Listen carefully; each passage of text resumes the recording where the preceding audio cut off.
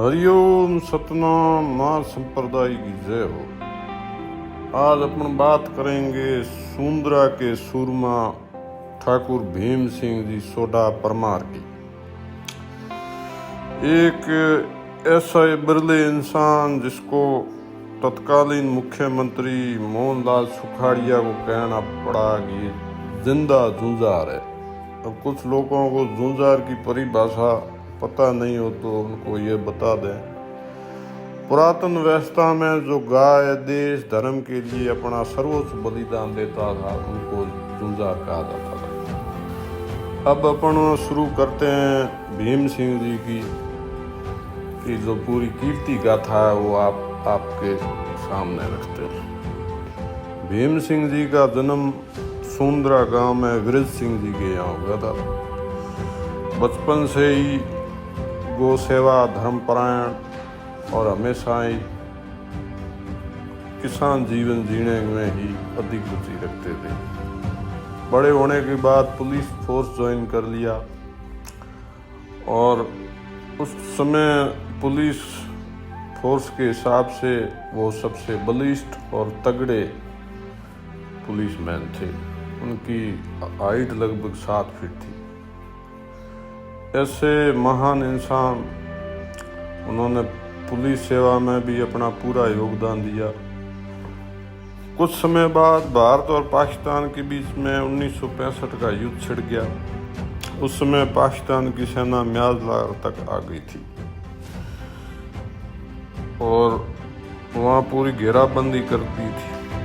उस समय इधर रेतीले दौरों के कारण भारतीय सेना को आवागमन के रास्ते ज़्यादा मालूम नहीं थे, इसलिए स्थानीय लोगों को साथ में जोड़ा गया। उसमें भीम सिंह जी और उनके अपने साथियों की एक अलग टुकड़ी बनाई गई। उनको सेना में भर्ती किया गया और सेना के साथ में उन्होंने 3 लड़ाइयाँ इस सीमावर्ती क्षेत्र में लड़ी। और हमेशा अग्रिम मोर्चे पर खुद मोर्चा लेकर आमने सामने के युद्ध में भाग लिया। ऐसे महान योद्धा इस धरती पर पैदा हुए और अपना कर्म करते हुए वीर गति को प्राप्त हुए। उसके बाद एकोत्तर की लड़ाई में भी उन्होंने अपना पूर्ण योगदान दिया और सेना के साथ कंधे से कंधा मिलाकर एक सामान्य नागरिक होने के बाद भी सेना का कर्म धारण किया। इन सब कार्यों के कारण पाकिस्तान की सेना को काफ़ी नुकसान पहुंचा था। पाकिस्तान की सेना ने भीम सिंह जी पर उस समय 3 लाख रुपए मतलब इनाम घोषित किया था जिंदा और मुर्दा पकड़ने के लिए। ऐसे महान इंसान जो धर्म और अपनी भूमि के लिए लड़े,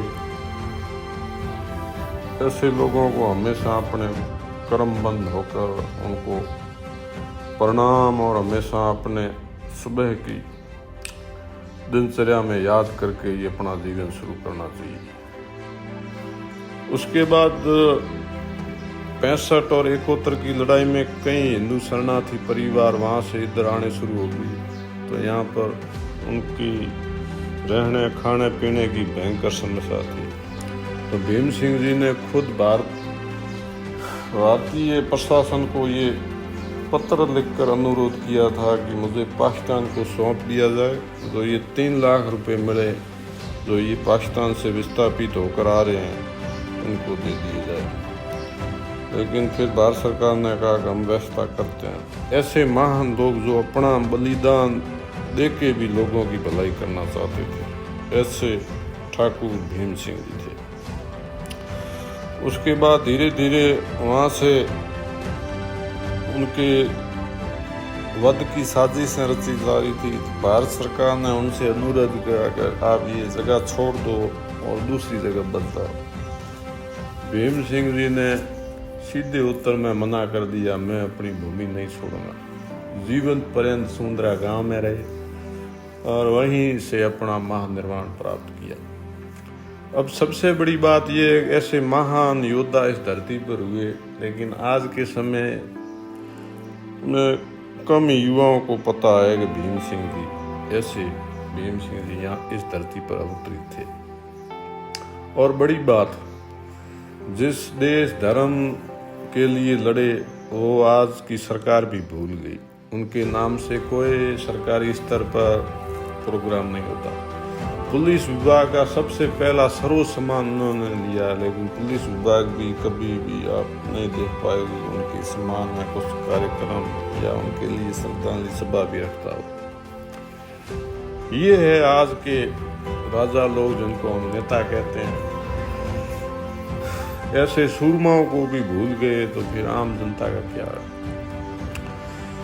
अपन सभी भीम सिंह जी को नमन करते हैं और ऐसे महान योद्धा इस धरती पर थे तब ये धर्म रहा और सनातन धर्म के लिए लोगों ने लड़े और अपने लिए बहुत बलिदान दिए।